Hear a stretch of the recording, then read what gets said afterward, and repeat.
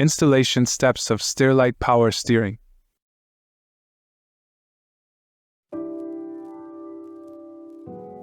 Step 1: Installation of Steerlite Power Steering. Place the tilt mechanism mounting template supplied with installation manual on the dashboard where the tilt mechanism is to be mounted. Drill 1 big hole and 3 small holes in the center as per the template. Fix the bracket supplied with a tilt mechanism to the dashboard with the help of a hex bolt, washer, and nylock nut. Tighten the nylock nuts to the dashboard with the help of a 10 mm wrench with a torque of 20 Nm. Fix the spline adapter on the power assist unit and tighten it with the help of grub screw.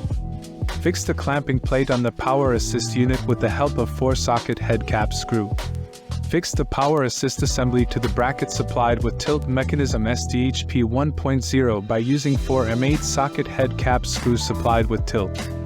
Align and insert the tilt universal joint into the spline adapter by loosening about 1 to 1.5 turns the screw on the universal joint. Retighten the screw and fix the tilt. Remove the nylock nut and washer from tilt shaft.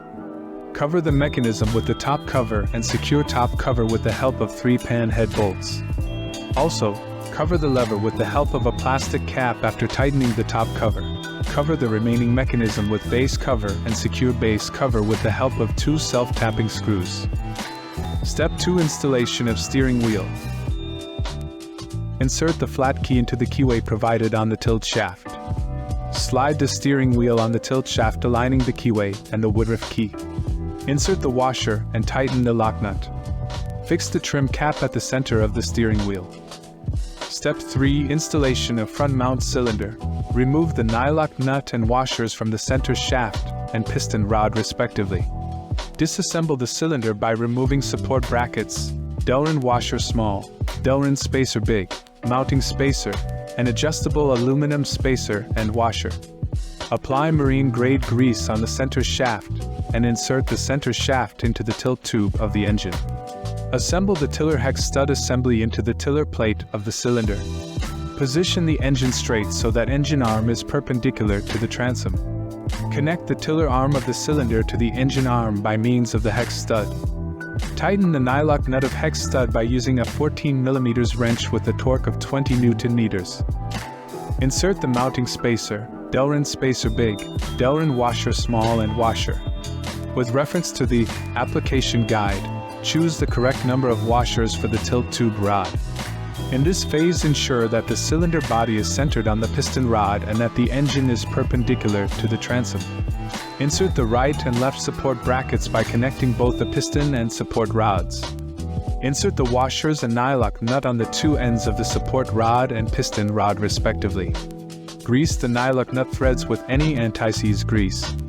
Tighten first the center shaft nuts and then piston rod nut by using a 19 mm wrench with a torque of 70 Nm.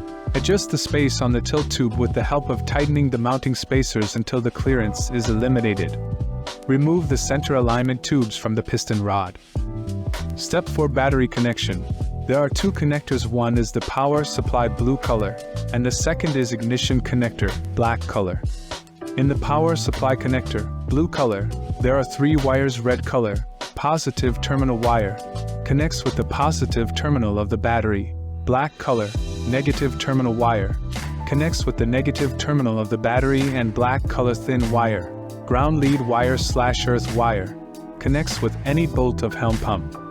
In the ignition connector black color, there is 1 orange wire which is connected with the positive terminal wire, red color, and then connects with the positive terminal of the battery.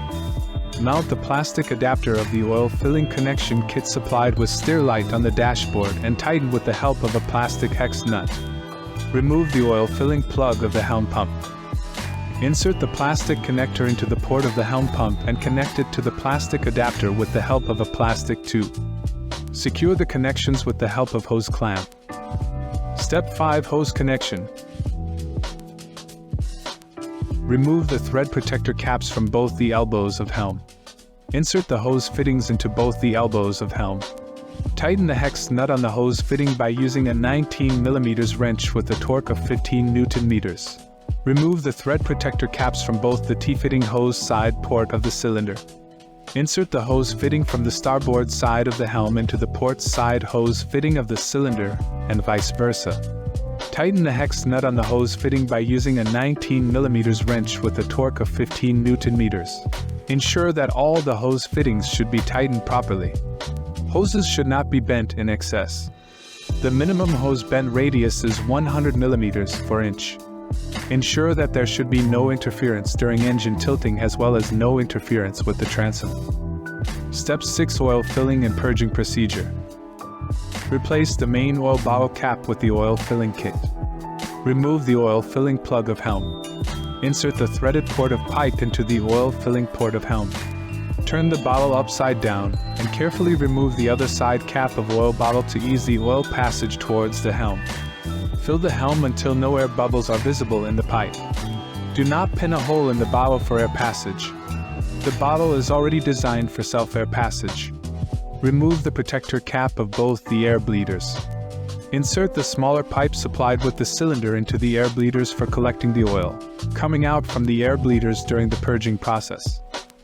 Turn the steering wheel slowly towards the starboard side, so that the oil can come out of the hoses.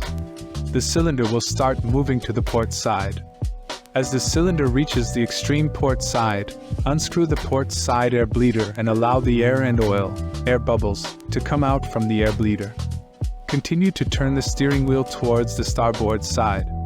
When the oil comes out from the air bleeder without air bubbles, then carefully close the air bleeder.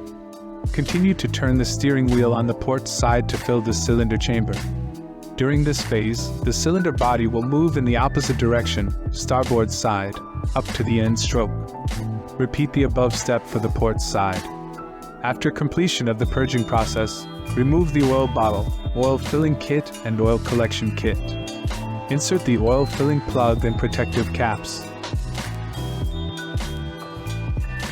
Step 7: Testing steering system for air. Place the engine in the center position, mid-stroke position. Manually push the engine back and forth. While pushing the engine, if the cylinder moves more than 2 mm, this indicates that there is still air remaining in the system and further purging is required. Continue the purging procedure till the displacement of the cylinder is less than 2 mm. Enjoy effortless steering with Multi-Steer. Bon voyage.